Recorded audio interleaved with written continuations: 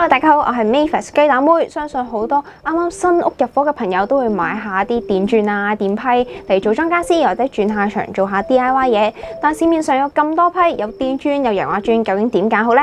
今日就等我同大家一齊講解下啦。喺買鑽之前，首先要知道你要拎佢嚟做乜嘢。上螺絲、鑽木、鑽鐵、鑽石屎等等要用嘅工具都唔同。今日我哋就介紹比較常用嘅3款鑽，有呢一個電鑽啦、衝擊鑽同埋油壓鑽。咁首先就同大家講講佢哋有啲咩分別先。電鑽最主要就用佢嚟上螺絲，咁另外咧都可以用佢嚟鑽木又或者金屬。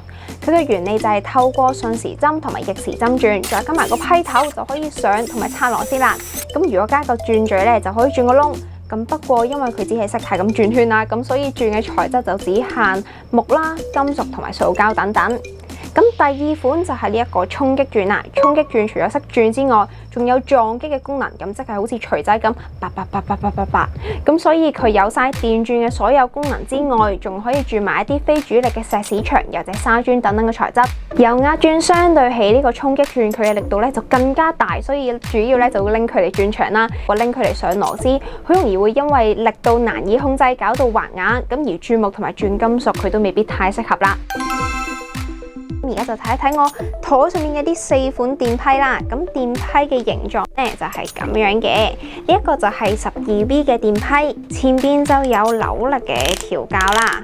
然後佢係用緊3爪嘅，唔同電批嘅 size 咧就會因應佢唔同嘅 V 數有啲分別啦。咁呢個就12啦，手上拎嘅呢一款咧就係18V，就可以見到即係大一個 size。近年比較流行咧，除咗呢一啲嘅電批之外，仲會開始興呢一種迷你型嘅電批仔。咁呢2款嘅電批仔咧都係3.6V 嘅，佢前邊就唔係用緊3爪嘅，通常都係六角形嘅。佢嘅 V 數咧就比較低啦，所以佢係比較適合用嚟組裝一啲家私啊，又或者轉啲比較輕騎嘅嘢，就直接可以用一啲 USB 頭直接插。之後咧就嚟到衝擊鑽啦，喺我右手邊呢一支就係衝擊鑽，而左手邊呢一支咧就係電批。佢哋嘅兩個嘅外形咧其實係有啲似嘅，但係有一個方法就可以分辨佢，就係喺扭力調校嗰度，你會見到衝擊鑽會有個錘仔嘅 icon， 而電批就冇嘅。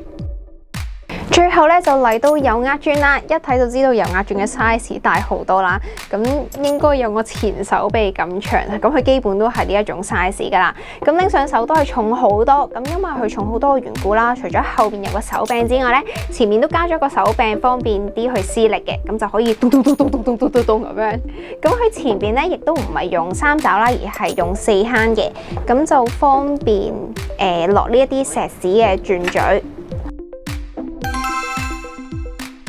又會見到有線同埋冇線，應該點樣揀好呢？咁其實而家基本上大部分嘅電鑽啦同埋衝擊鑽咧都係用緊鋰電池，咁即係冇線，因為使用上方便啲啦。咁而同一個牌子嘅機種，大部分都可以 share 嗰嚿電用，不過大家喺用之前就要記得叉電啦。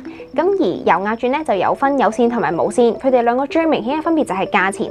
有線嘅油壓鑽咧可能幾百蚊都有交易，而冇線咧可能都要上千蚊啦。咁雖然貴就貴啲，但係唔使有條線喺度，即係揈下揈下啦，咁又可以share嗰個電用，特別係喺天花板上面嘅工作咧就方便好多啦。咁所以其實都係睇下大家嘅需求嘅啫。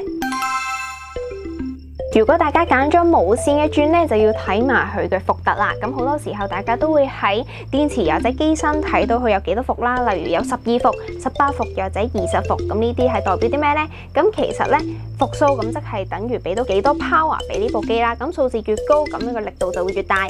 出電嘅師傅標準咧就會去到18伏啦。咁但係屋企咧就可能去到12伏就已經夠用啦。有時喺香港咧會見到同一把電鑽，點解呢一支嘅鑽會寫20V， 呢一支嘅鑽會寫18V？ 係咪20V 嗰支特別勁、特別大力呢？咁其實唔係嘅。咁好多時候咧20V 同埋18V 咧，佢哋嗰個力度都係一樣，只不過因為唔同國家要求嘅標示標準都唔同，所以可能你會見到明明都係同一部鑽啦，咁但係點解會有20V 同埋18V 之分？嚟到使用方法啦，首先將3爪頭扭鬆，放入批嘴又或者鑽嘴，然後扭緊，聽到嗒聲先係鑽緊咗。你熟手都可以好型咁捉住個鑽嘴去上嘅，然後揀翻想要嘅功能，鑽窿就扭去有個鑽嘴嘅 icon， 上螺絲即係數字嘅部分，亦都代表扭力嘅大細。你可以由細力開始試，防止滑牙。衝擊鑽嘅衝擊功能就扭到錘仔嘅 icon， 轉速就係上邊1同埋2嘅檔位，一速就慢，但扭力最大。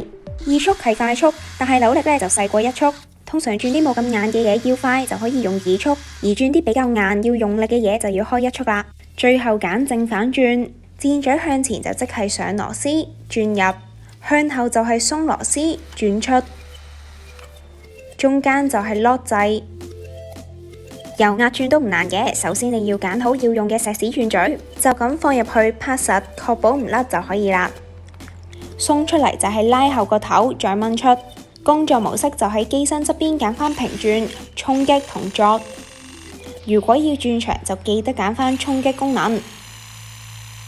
嚟到呢條片嘅尾聲，而家就有個快問快答嘅環節，同事就會問我啲問題，睇下我分唔分得清楚，究竟喺咩情況之下要用啲咩轉，咁觀眾們呢就可以同我一齊答呢啲問題。快問快答，唔准諗，即刻答。組裝衣櫃、電轉電批、上層架、主力牆就要用油壓轉，跟住如果唔係主力牆嘅話，就可以用衝擊轉。跟住上螺絲就用返電轉電批。上掛鈎、上掛鈎，上掛鈎上喺邊啊？上喺木門度。用衝擊轉，同埋可以用呢個電轉。喺間房掛幅畫。衝擊轉，如果唔係主力牆嘅話。窗架螺絲鬆咗。窗架螺絲鬆咗，貼塊膠布就算，點得㗎？就開啊！窗架螺絲用電批電轉。掛電視機。掛電視機都係一樣，都係衝擊轉油壓轉。上螺絲即係如果個電視要上螺絲嘅話，就要用埋電批電轉。插電掣。電批或者電轉。去到呢度，相信大家都知道好難一轉走天涯，咁所以大家就要了解一下究竟你要呢啲轉嚟做乜嘢。例如你係想做啲 DIY 嘢、木工嘢，又或者啲輕強啲嘅嘢咧，就可以買一把電轉啦。咁但係你想轉長、轉窿嘅話咧，就可以考慮到你係轉啲咩材質而選擇衝擊轉同埋油壓轉啦。好，咁呢條片咧就去到呢度，有啲咩問題都可以留言啦，記得 subscribe 五金街嘅 YouTube 同埋撳埋隔離呢個鐘仔，咁另外咧就可以 follow 埋 IG 同埋 Facebook 啦，拜拜。五金街 more.builderhood.com 買架餐就係咁簡單。